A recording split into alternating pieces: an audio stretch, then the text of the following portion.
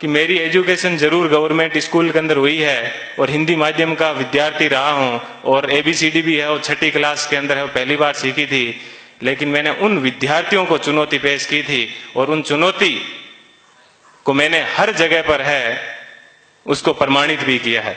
मैंने मेरे जीवन की जो सबसे पहले शुरुआत की थी वो पटवारी से की थी।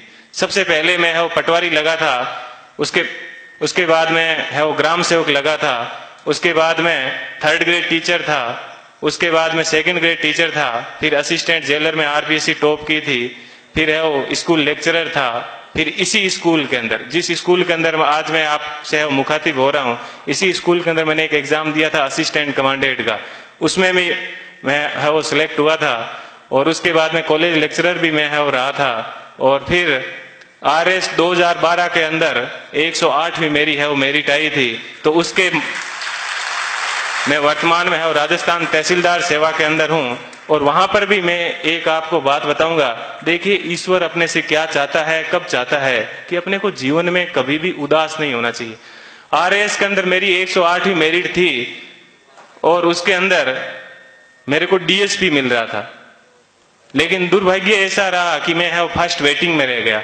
थोड़ा सा मुझे दुख हुआ कि यार अपन फर्स्ट वेटिंग में रह गए और उसके जस्ट 1 महीने के बाद में है वो IAS का एग्जाम था दिसंबर के अंदर। 4-5 दिन दुखी रहा, लेकिन मैंने कैसे ही अपने आप को मैनेज किया और देखिए दोस्तों मैनेज करने का क्या बेनिफिट मिला कि जो DSP बनना था वो D आगे से हट गया और मैं SP बन गया। बात यह है कि अपन जीवन के अंदर चाहते क्या है, अपन अपने आप को कितना डिवोट कर पाते हैं। तो आज मुझे है वो IAS के अंदर 170वीं मेरिट है वो मिली और मैं जनरल कैटेगरी से है वो बिलोंग करता हूं, तो मुझे IPS मिला।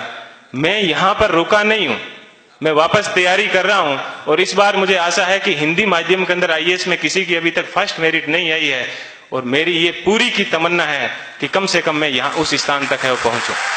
कि जीवन आपको सिर्फ कहा जाता है कि 84 लाख योनियों के बाद में एक बार आदमी को जीवन मिलता है, तो बहुत ही शानदार आप लोगों को है वो जीवन मिला है। इस जीवन को आप एंजॉय कीजिए, कभी भी घमंड मत कीजिए, चाहे आप जीवन में कुछ भी बन जाओ, हमेशा बेहतरीन रहिए।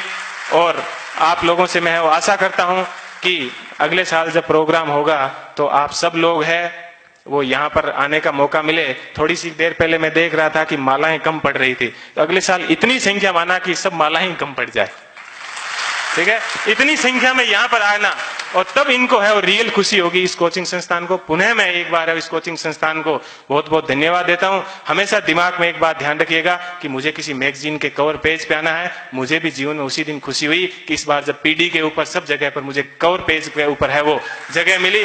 ऐसी चीज हमेशा ध्यान रखना कि मुझे क्रॉनिकल PD सब जगह कवर पेज पे मिला और आज क्रॉनिकल पे प्रेम सुख डेलू के नाम से या यूट्यूब के ऊपर अनेक वीडियो चलते हैं, तो मुझे बेहद खुशी होती है। आप भी अपने जीवन में ऐसे टारगेट रखना और हमेशा युवाओं को है वो प्रेरणा देते रहना। कभी सिलेक्शन होने के बाद में ये मत कहना कि ये एग्जाम बड़ा हार्ड है, हमेशा ये कहना बहुत इजी है और यदि मैं कर सकता हूं तो आप भी ये एग्जाम है वो कर सकते हो।